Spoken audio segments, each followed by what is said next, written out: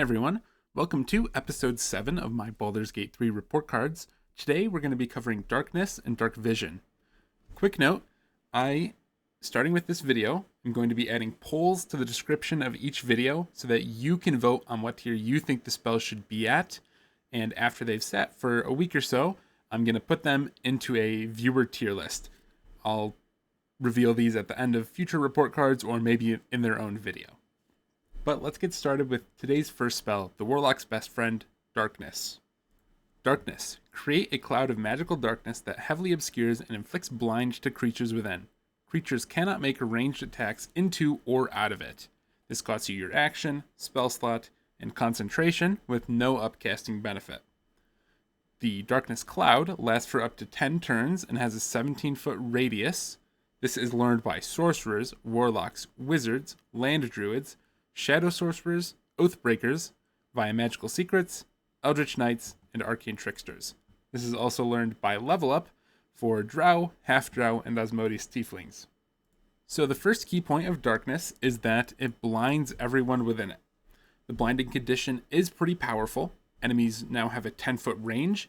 They make attacks with disadvantage, attacks against them have advantage, and they can't make opportunity attacks. This is quite debilitating for enemies, but also in theory for your party.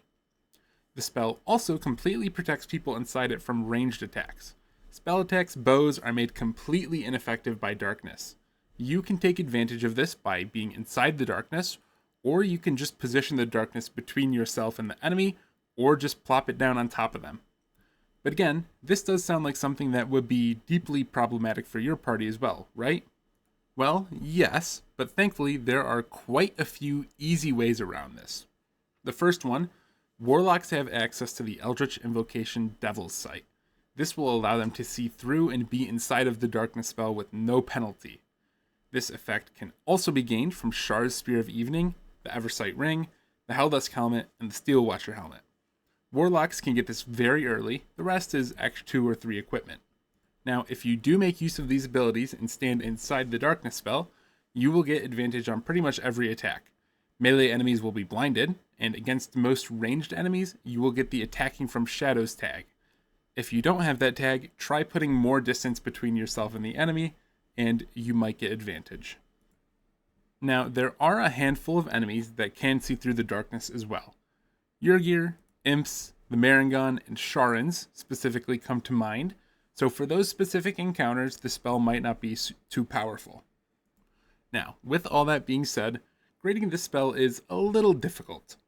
When you build a party around darkness and use those effects to see through it, this spell is among the best in the game. But when you don't, it's useful, it's good utility, but it's not great. Now, I am going to lean towards grading this as if you're building around this spell, and that's because it's really easy to do. You can have any warlock and a ring slot for the Eversight Ring in your party. That's very little commitment, and you already make great use of this spell. For a lot of super strong builds or spells, to get the most out of them, you commit a lot. You put a lot of levels into specific classes, you may need to multi-class, have specific gear, whatever. Darkness is not like that. You need something very easy to get, whether it be just 2 levels of a multi-class, a ring slot, a weapon slot, or a helmet slot, and then your whole party can make use of it. So with that being said, let's get into the actual grades now. I've given this an S all around for base level at every point in the game. This spell is really, really powerful. I don't think I've done a great job of explaining how powerful it is. Enemies with ranged attacks cannot hit you. They just can't do it. Melee attackers will always have disadvantage on you. And a lot of the time, melee attackers won't even walk into the darkness cloud because of the AI. You are only possibly affected by like a few thrown things or AoE things, but the majority of enemies will do nothing to you if you stand inside the darkness cloud. So that's why it's so powerful at every point in the game. Even without upcasting as a warlock spell, this is worth it. It is incredibly powerful. The middle section is going to be mostly S's as well. It's very versatile. It's very unique. You can use it in almost any encounter, and it will protect your entire party from ranged attacks, which again is really powerful and unique. No other spell can do it like this one. While maybe Globe of Invulnerability, which is smaller and 6th level. This also gets an S for specific builds, not only because it's so insanely strong, but again, it's such a low cost to build around. 2 Warlock levels, a ring slot, a helmet slot, or a weapon slot. One of those things is very easy to fit into most of your builds. Overall, I mean, this spell has to be an S. It is so insanely powerful. When you build around it, which again is very, very easy, you get incredible protection and advantage on your attack rolls. It really does it all. Now, let's move on to a much less exciting spell with Darkvision. Darkvision. Grant a creature the ability to see in the dark out to a range of 12 meters or 40 feet. This costs you your action spell slot, and you can cast it on allies in melee range. This has no upcasting benefit, and it is learned by druids, sorcerers, wizards, rangers, via magical secrets, arcane tricksters, and eldritch knights.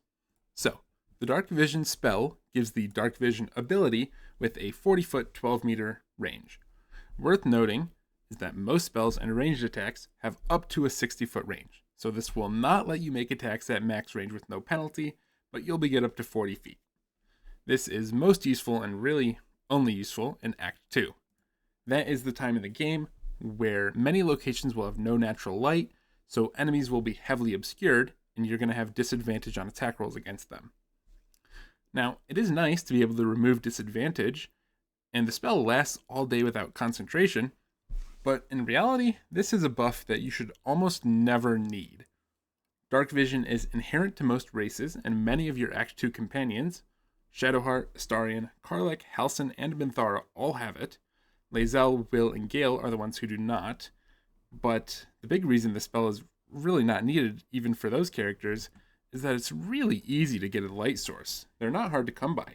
There's the light cantrip, there's Produce Flame, another cantrip, there's Radiating Orb, the Blood of Lathander, and more. Act 2 even leaves a lot of braziers around that you can light up for free. On top of that, these sources don't just apply to one person. If an area is lit by the light cantrip, everyone can benefit from that. If you cast light on your melee character, your ranged character will be able to see anyone who's next to the melee character. The last thing to note, and this would be the one thing that could make this spell okay, well, not okay, make it very good, is if it would let you see through magical darkness, but it does not. So, really, I'm sure you can guess, the grades for this spell are not going to be good. We are going to be giving this an F for base level early and late game. I'll give it a D for base level mid game. Just in that rare situation where you don't have any other way to let your characters see through the Act 2 darkness, this spell can do that. I've also given it a D in specific builds as a bonus for this reason. That case should be really, really rare, and it should be easy to avoid that case, but if it does come up, this spell, it's day long with no concentration, so it could be used. The middle section is also a ton of Fs. I mentioned a lot of ways to get light that don't cost you a spell slot, and it's really only usable for part of Act 2. I gave it slight credit and specificity for the reasons I've been mentioning, but this is a tough spell to find times to cast. Overall, I think this is clearly going to be an F. Our tier list is getting a lot of low-rated spells, but I think these are all justified. Now let's put these spells into the tier list. I've made some aesthetic changes to the tier list, so let me know if you like this better, if you like the old way better, or any changes you'd like to see. I think Darkvision we'll start with. It's the easy one. It's better than Barkskin, but not by much. It's going to be going right in the bottom of F tier. Darkness, on the other hand, is going right to the top. I think Darkness is a insanely OP spell. Like, truly, if you're struggling to get a win on honor mode, Darkness could be your way forward. I'm not going to tell you it's the most fun way to play the game, because often enemies won't even try. But yeah, it's hard to overstate how powerful Darkness is. It's really one of the most powerful spells in the game. Like, on a top 5 list, this spell has to be there. It is encounter winning. You can build your whole party around it, not just like one OP build. It is incredibly powerful. Well, that's all I've got for today. Thank you all for watching. I've seen a lot of comments on a couple of spells, Scorching Ray and Moonbeam most commonly. I intend to cover Scorching Ray next week and Moonbeam the week after, and from there will be a discussion on what makes a good damaging spell. That's all I've got for today. I want to say thank you all for watching and have a good one.